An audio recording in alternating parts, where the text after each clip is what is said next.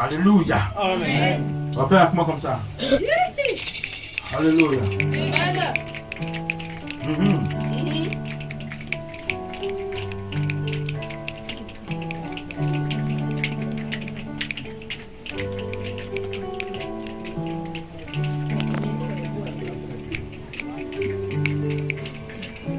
Gloire à Dieu. Amen. Éphésiens chapitre combien? Non, Éphésiens chapitre 6. Alléluia. À partir du verset 10. Regardez ce qui est écrit. Au reste. Écoutez, quand le texte dit au reste, ça dit que Dieu ne parle pas toujours à tout le monde. Cette affaire, ce n'est pas une affaire de tout le monde. Alléluia. Il y a toujours une portion. Il y a toujours quelques personnes. Ma prière, c'est que tu fasses partie de ces quelques personnes. Amen. Alléluia. Amen. Je veux que ça soit ta portion. La Bible dit au reste, fortifiez-vous. Quand on dit fortifiez-vous, ça dit rendez-vous fort. En français facile, rendez-vous fort. Alléluia. Fortifiez-vous dans le Seigneur et par sa force toute puissance. Et revêtez-vous de toutes les armes de Dieu afin de pouvoir tenir ferme contre les ruses du diable. Alléluia. Verset 12. Car nous n'avons pas à lutter contre la chair et le sang, mais contre les dominations. C'est comme ça? Contre les autorités. C'est comme ça? Contre les esprits méchants. Est-ce que c'est écrit comme ça? Il précise, il dit où? Dans les lieux célestes. Dans les lieux célestes. Oh, écoutez, dans le livre de Daniel chapitre 9, il nous a montré que Daniel, n'est-ce pas, a demandé à Dieu des choses. Amen. Amen. Et la Bible dit que quand Daniel a prié, une réalité s'est présentée à lui. La Bible dit que entre les cieux et la terre, dans les airs, dans les lieux célestes, un ange, l'ange de la ville dans laquelle il se trouvait, qu'on appelle l'ange de Perse, alléluia, s'est tenu face à la prière de Daniel. Et la Bible dit qu'il a bloqué l'exaucement. C'est pas là quelqu'un? Il a bloqué l'exaucement. Il a bloqué l'exaucement. La Bible dit que quand Dieu parle à Daniel, il dit à Daniel, dès l'instant tu as eu à cœur, dès l'instant tu as eu la pensée de t'humilier et de prier, moi Dieu je me suis disposé à te donner. Sauf qu'il y a une réalité. Ouvre les yeux. Quand Daniel ouvre les yeux, il voit l'ange.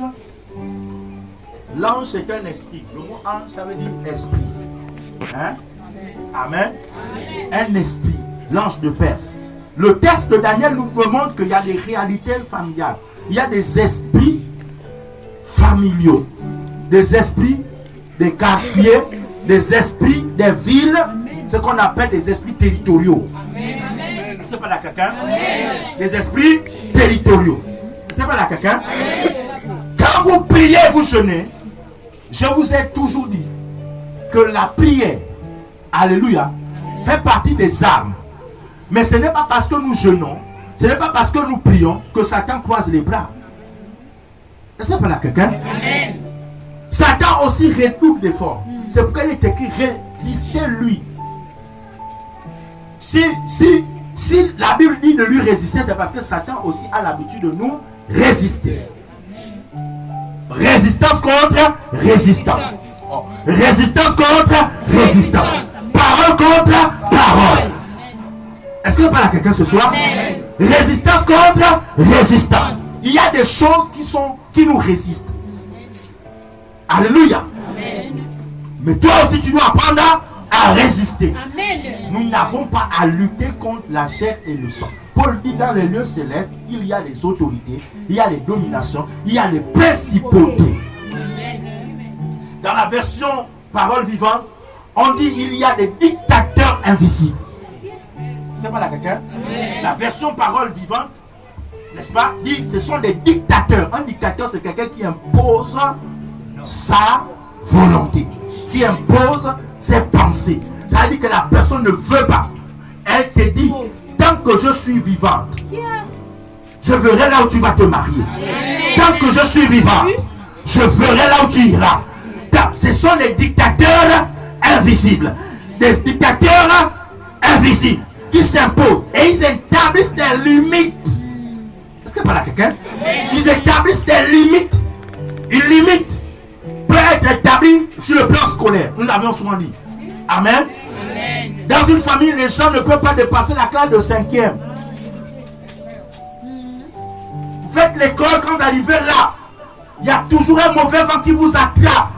Vous prenez un peu de crise de folie pour vous désorienter. Est-ce qu'il n'y a pas là quelqu'un? C'est une limite. Il y a aussi des limites sur le plan conjugal ou non, sur le plan marital. Je vais même dire relationnel, c'est mieux ça. Amen. Dans le plan relationnel, on te dit, tu peux avoir tous les hommes que tu veux, mais tu ne connaîtras pas le mariage. Est-ce qu'il n'y a pas là quelqu'un? Facilement les gens, la femme t'aime ou l'homme t'aime, mais il ne te parlera jamais du mariage. Le jour où tu fais la proposition du mariage, c'est le jour où la situation s'écarte. Est-ce que je parle à quelqu'un ce soir? Alléluia. Il y a des limites dans la santé.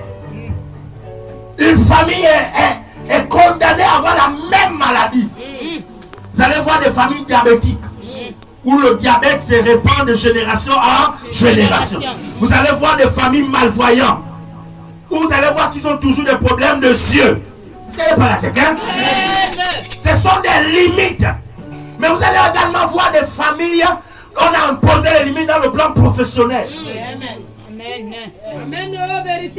Il n'y aura pas de travail. Il n'y aura rien.